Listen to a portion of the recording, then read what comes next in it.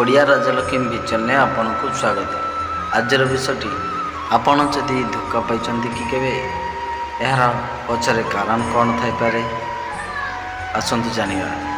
ପ୍ରଥମେ, ଅତି ଭଲ ପାଇବାରେ ସବୁଠୁ ବଡ଼ ବେଦନା ହେଉଛି ଆମେ ଅନ୍ୟ ମଣିଷକୁ ଆମର ସମସ୍ତ ସୁଖର କାରଣ ବନେଇ ଦେବୁ। ଦ୍ୱିତୀୟ, ଯେଉଁଠାରେ ଆଶା ବେଶୀ ସେଠାରେ ହୃଦୟ ଭାଙ୍ଗିବାରେ ସମ୍ଭାବନା ମଧ୍ୟ ବେଶୀ। ତିନିରେ, ଭଲ ପାଇବା କେବେ ବେଦନା ଦିଏ ନାହିଁ। ଆମର ଅତିରିକ୍ତ ଆସକ୍ତି ଓ ଆଶା ଆମକୁ ବହୁତ କଷ୍ଟ ଓ ବେଦନା ଦେଇଥାଏ। ଚାରିରେ, ଯେତେବେଳେ ଆମେ ନିଜକୁ ଭୁଲି ଅନ୍ୟକୁ ଭଲ ପାଉ ସେଠାରେ ବେଦନା ଆରମ୍ଭ ହୋଇଥାଏ। ପାଞ୍ଚରେ, ସତ୍ୟ ପ୍ରେମ ସବୁବେଳେ ସ୍ୱାଧୀନ କରେ, କିନ୍ତୁ ଅତି ପ୍ରେମ ବନ୍ଧନରେ ପକାଇ ଦିଏ। ଛଅରେ, ଯାହାକୁ ଆମେ ଅତ୍ୟଧିକ ମୂଲ୍ୟ ଦେଉ ସେଠାରୁ ଅବହେଳା ଆସିଲେ ବହୁତ କଷ୍ଟ ଓ ବେଦନା ଗଭୀର ହୁଏ।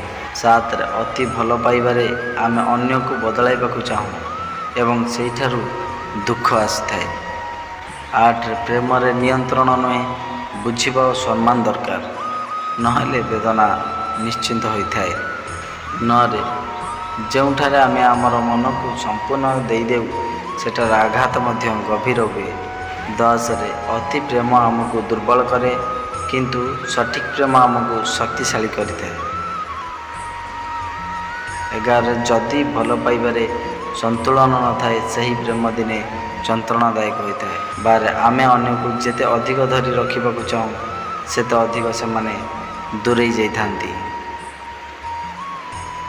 13ରେ, ଅତି ଭଲ ପାଇବା ଆମକୁ ନିଜ ମୂଲ୍ୟ ଭୁଲାଇ ଦିଏ ଏବଂ ସେଇଠାରୁ ବହୁତ କଷ୍ଟ ଓ ବେଦନା ଆସେ। 14ରେ, ପ୍ରେମ କରନ୍ତୁ କିନ୍ତୁ ନିଜକୁ ହରାଇ ନୁହେଁ, ଏହା ହେଉଛି ସଠିକ୍ ଜୀବନର ଶିକ୍ଷା। 15ରେ, ଯେଉଁଠାରେ ପ୍ରେମ ସହିତ ସମ୍ମାନ ନାହିଁ ସେଠାରେ ବେଦନା ଓ କଷ୍ଟ ନିଶ୍ଚିନ୍ତ, ଏହା ମଧ୍ୟ ଶିକ୍ଷା ଅଟେ।